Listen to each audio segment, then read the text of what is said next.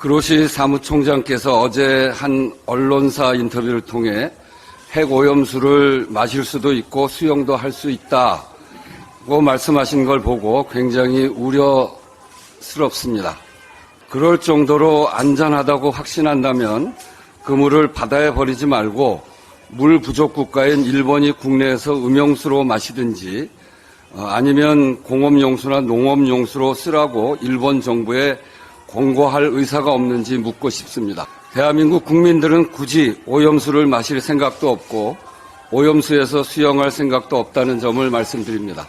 IAEA가 발표한 종합보고서는 방사능 오염수를 바다에 방류하는 일본의 계획이 IAEA의 안전기준에 부합한다고 아주 단정적으로 결론 지었지만 이는 전적으로 신뢰하기에는 너무나 많은 의문점이 있습니다. 첫 번째 가장 근본적인 문제는 이번 보고서에는 IAEA 일반안전지침 GSG를 포기하면서까지 해양 방류 이외에 더 안전한 대안에 대한 검토가 없었다는 점입니다.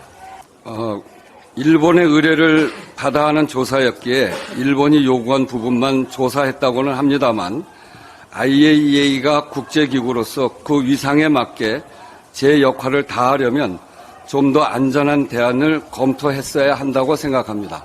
그동안 PIF 과학자 패널 자문위원이 제시했던 육상 장기 보관 또 고체화 등의 대안도 전혀 고려하지 않았습니다.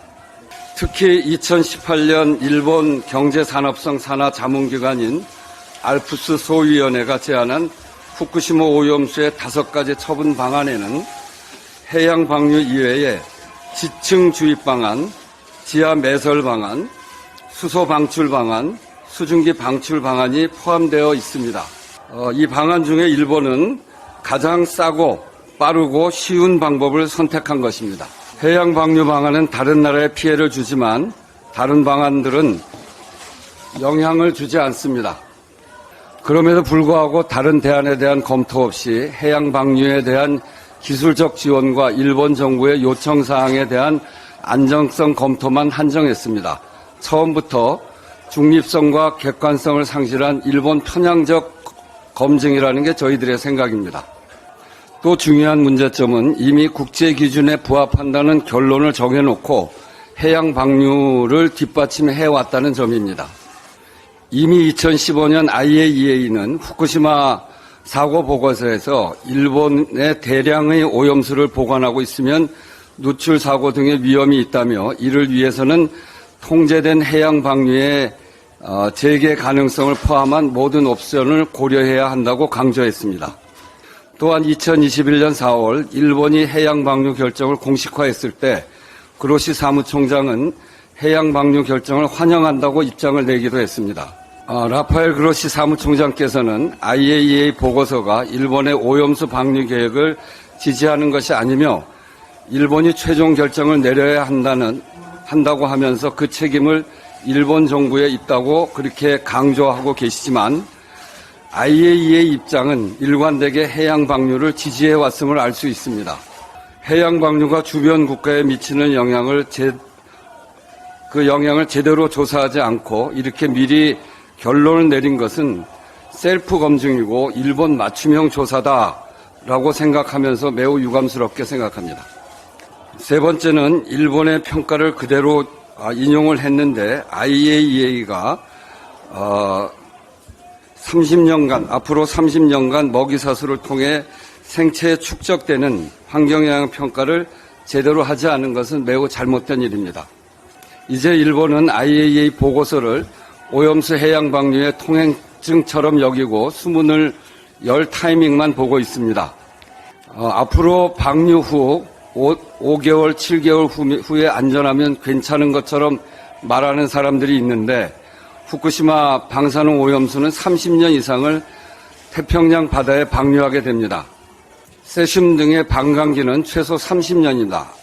아무리 극소량으로 오랜 기간 먹이사슬을 통해 해양 생물을 통해 체내에 축적되면 결국 인간에게 영향을 미치게 되는 것입니다. 그런데 아무런 과학적 검증도 없이 안전하다고 믿어달라고 말할 수 있겠습니까? 안전하다고 검증될 때까지 안전하다고 하면 안 되는 것입니다. 한 달 전 후쿠시마 해역에서 잡힌 기준치 180배가 넘는 세슘 우려기야말로 그 증거이고 과학입니다. 네 번째, 오염수 해양 방류 안전성 평가와 관련한 여러 가지 결함에도 불구하고 IAEA가 후쿠시마 해양 방류를 정당화한다면 주변 국가인 회원국에 대한 명백한 권리 침해에 해당합니다. 보고서에는 해양 방출 정당성 확보는 일본 정부의 책임이라며 IAEA는 책임을 회피하고 있습니다. 이 역시 일반 안전 지침 GSG를 적용을 포기한 것입니다. 오염수 방류로 인해서 생길 수 있는 위험성에 대해서는 전적으로 일본 정부와 일본의 계획에 찬성한 국가의 책임이 되는 것인지 그 책임이 어디에 있는지 묻지 않을 수 없습니다. IAEA는 대한민국뿐 아니라 태평양 인접 국가들의 우려와 비판을 존중해야 합니다. 일본 오염수 방류 계획은 지구적으로 환경에 위해를 끼치는 최악의 선례로 남게 될 것입니다. 이러한 나쁜 선례로 인해 앞으로 얼마나 많은 핵 폐기물들을 바다에 버릴지 모릅니다. 이런 사고가 없으라는 보장도 없는데 앞으로 사고 날 때마다 바다에다 버리겠다고 하면 어떻게 막겠습니까? 그렇게 되면 게럿 하딘이 말한 공유지의 비극이 발생하게 될 텐데 이를 어떻게 막겠습니까? 오염수를 처리하고 버리는 일을 일본만의 고유한 주권이라고 말해서는 안 됩니다. IAEA 방사능 사고 조기 통지 협약 제5조 1CD 항에 의하면 자료를 조기에 주게 되어 있는데 이것도 이행되지 않았습니다. IAEA 방사능 사고 조기 통지 협약 제5조 1CD에 의하면 자료를 조기에 주게 되어 있는데 그렇지 않았습니다.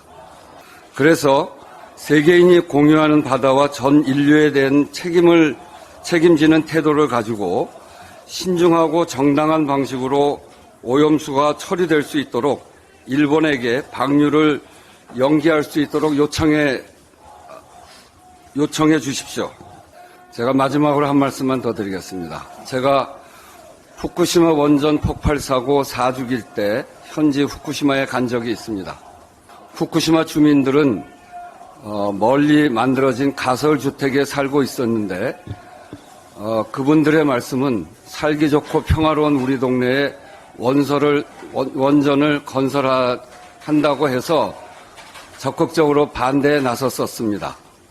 그런데 과학자들이 와서 절대 사고 날 위험이 없다고 설득해서 건설에 동의했었습니다.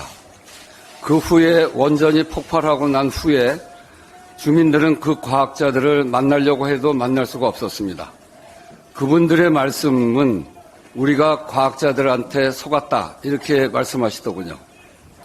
이런 일이 다시는 지구상에서 재현되지 않기를 기대합니다.